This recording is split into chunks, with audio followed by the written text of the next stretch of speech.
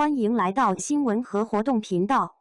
请订阅和分享已更新有关当今最着名明星的最新信息。王一博、易烊千玺叛逃真人秀，纪录片才是顶流新归宿。当下正处在泛文娱行业变革节点。从综艺市场来看，互联网编导规模已经缩水至不超过2000人。与此同时，顶流明星也开始逃离综艺，反而更愿意和各大平台开始纪录片合作。比如说腾讯视频的《探索心境2》仍有王一博、胡歌的《一路前行2》，易烊千玺的《科学闪耀中国》等明星纪录片均有着高讨论度。其实在海外，明星纪录片一直是一门稳定且高效的生意。像2025年 Kanye 就有新纪录片 In Whose Name，Netflix 也出品了杰米·瓦尔迪 Vinny Jr.， 苹果 TV 家也有涵盖梅西、贝克汉姆等明星球员的 Onside。爱优腾3家视频平台在纪录片方面的侧重各有不同。爱奇艺主推社会现实类纪录片，并且人间剧场、热爱剧场、理想剧场等剧场化的排播模式，精准覆盖不同受众群体。2025年一本历史书两宋沉浮300年中华史记等项目更是剖析硬核历史的大部头。优酷在人文访谈、罪案刑侦等领域有长期的内容积累和品牌影响力。2025年不要回答2等也将延续。腾讯视频的美食纪录片是其拳头产品，拥有像风味人间等知名美食 IP， 具有强大的市场号召力。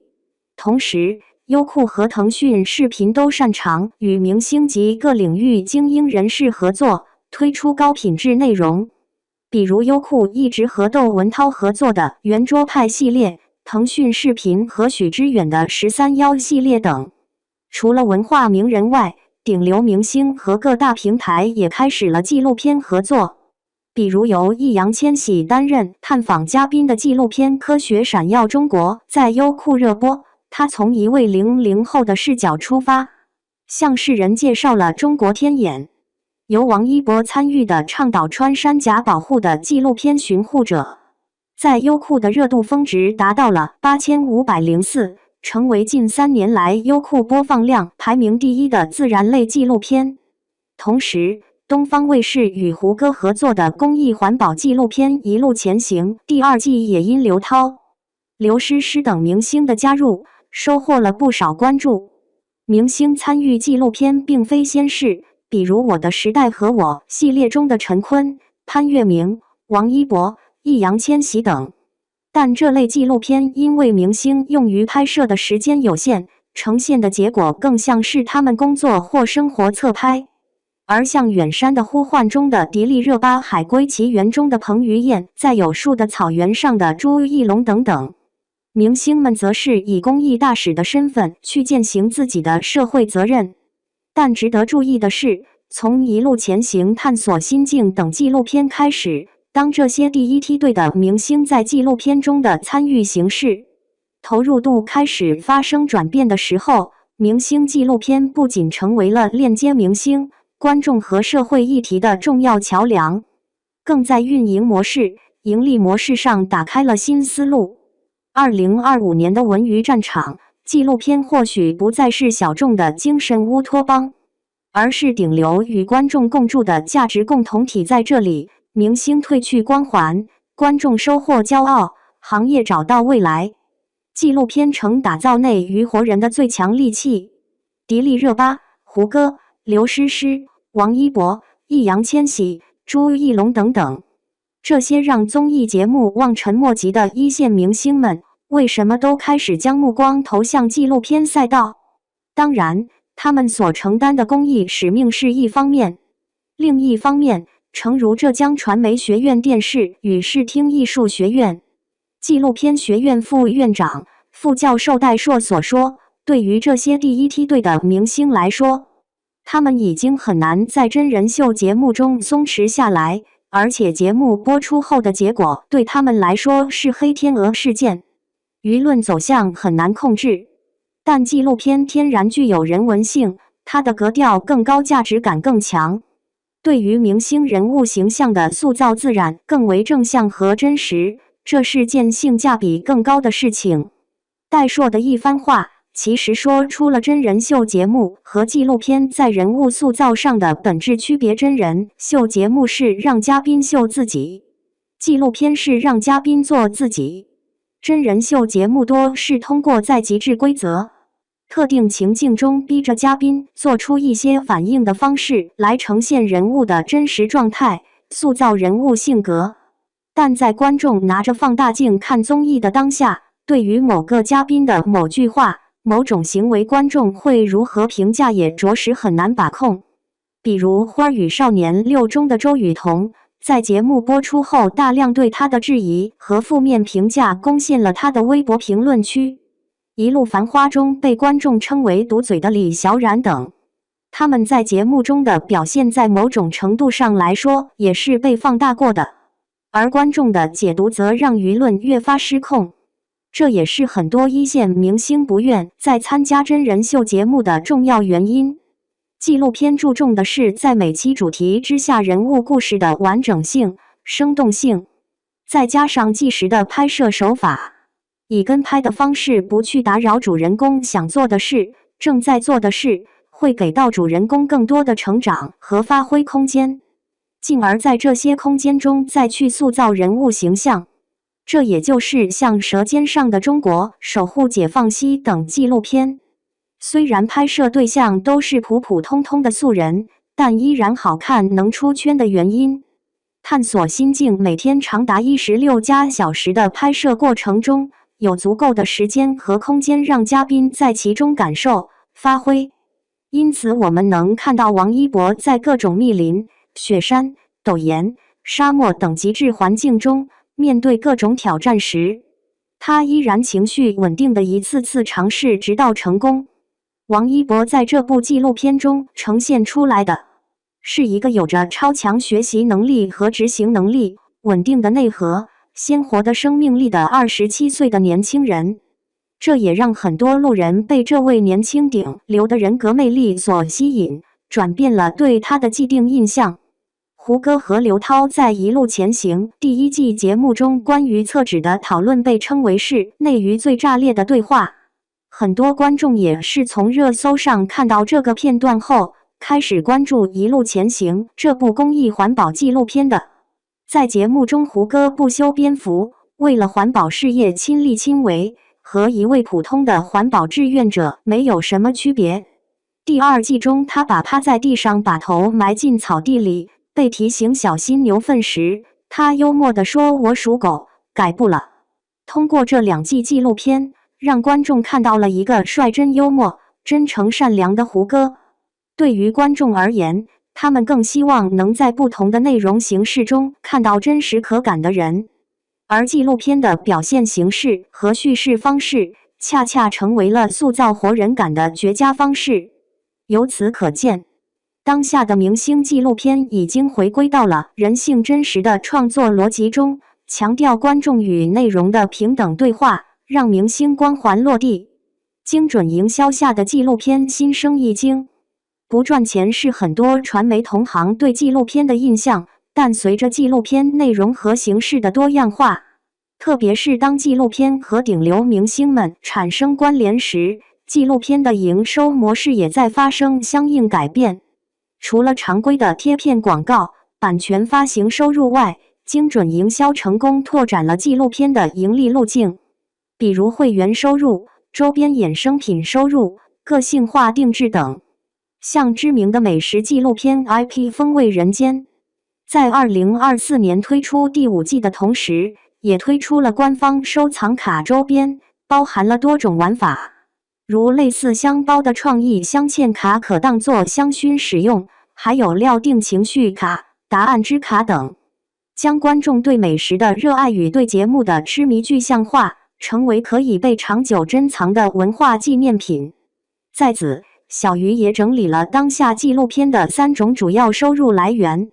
爱作图把娱乐资本论。一是广告收入，有招商的纪录片并不多见，要么它是个经典 IP，客户对其内容及影响力都有感知。比如《舌尖上的中国》，要么就是有明星参与其中，可预见节目在热度及流量方面的表现。比如《一路前行》，《一路前行》2季的招商情况都还不错，第1季冠名为特仑苏，第2季除了冠名每日鲜语外，还有可隆、锦江汇2个指定产品，而后2个品牌的代言人都是胡歌，绑定代言人头项目也是比较常见的操作。2是会员收入，对于有顶流明星参与的纪录片来说，会员收入其实是主要的收入来源。借助他们庞大的粉丝群体打通 To C 模式，正是探索心境在做的事。探索心境的正片是会员模式中 SVIP 抢先看的逻辑。当观众购买 SVIP 后，可抢先6小时看到正片。这6小时对于很多粉丝来说，是信息提前知晓、话题提前讨论的优越感。在正片之外，还有个24集的纯付费衍生节目《心境日记》，VIP 18元购买，非 VIP 则需要36元购买全集。除了衍生节目外，购买还可以获得节目中高清电子图集，而支付一定费用还能获得实体图集，也就是让粉丝们都很疯狂的小卡。节目最近还推出了星光典藏版活动，25元可购买1年典藏版，并有附加的很多礼包权益。由此可见，不论是 SVIP 权益、集卡活动、动态皮肤售卖等个性化定制服务，还是节目周边衍生品的售卖，都是基于粉丝经济下会员收入最大化的结果。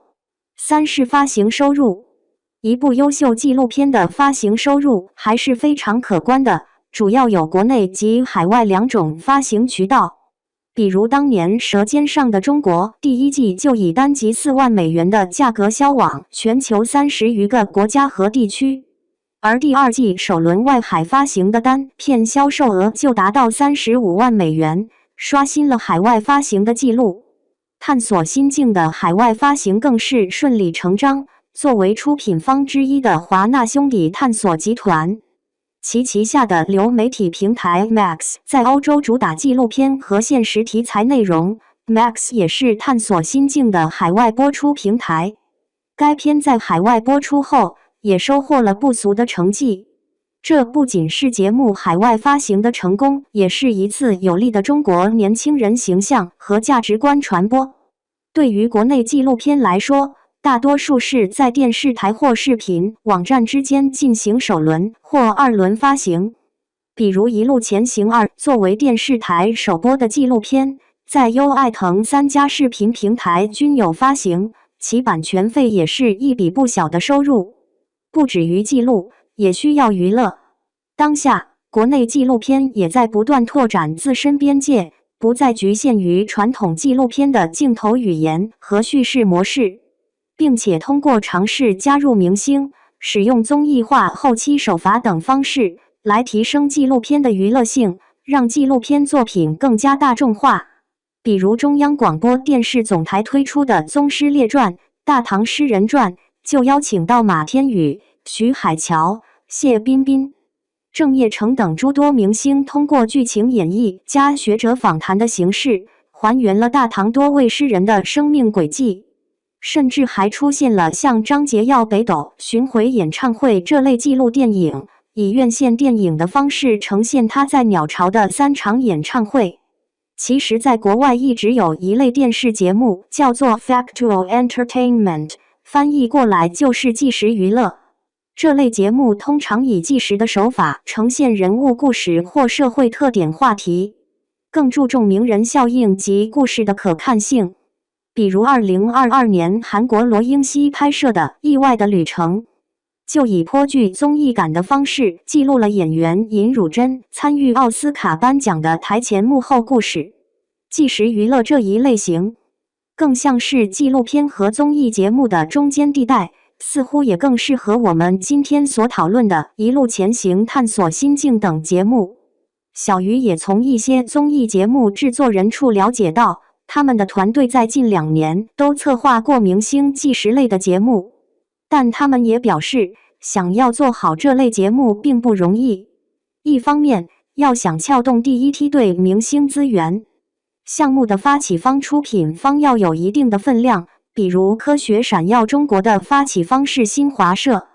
巡护者则有国家林业和草原局穿山甲保护中心、野生救援、中国野生动物保护协会等机关单位或组织的支持。有这些更具公信力的单位或机构的背书，是撬动明星参与的重要因素。另一方面，纪实类节目对于制作团队的要求也比较高，并非综艺团队所能驾驭的。比如一路前行的制作团队来自上海纪实频道，在纪录片领域是非常权威和专业的团队，因为对于每期故事的架构、人物的前期调研及选择、对特殊拍摄环境的把控等等，专业的纪录片团队是更为合适的。这类有明星参与甚至明星个人 IP 化的纪实娱乐类节目，在2025年或将成为泛文娱行业的一个重要突破口。一方面，在近2年文娱行业大环境下行的情况下，急需新形式、好内容的刺激；另一方面，作为具有强粉丝粘性的内容来说，粉丝们不仅是明星纪录片的观众，更是其传播的重要力量。例如，探索心境的粉丝们自发组织了线上线下的观剧活动，通过社交媒体分享观后感和对王一博的喜爱，为节目的话题热度贡献了重要力量。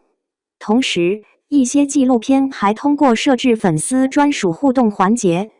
如投票决定下一集的拍摄主题、参与节目周边的设计等，进一步激发了粉丝的参与热情和忠诚度。在粉丝经济的助力下，明星纪录片也更具有商业及产业链开发价值。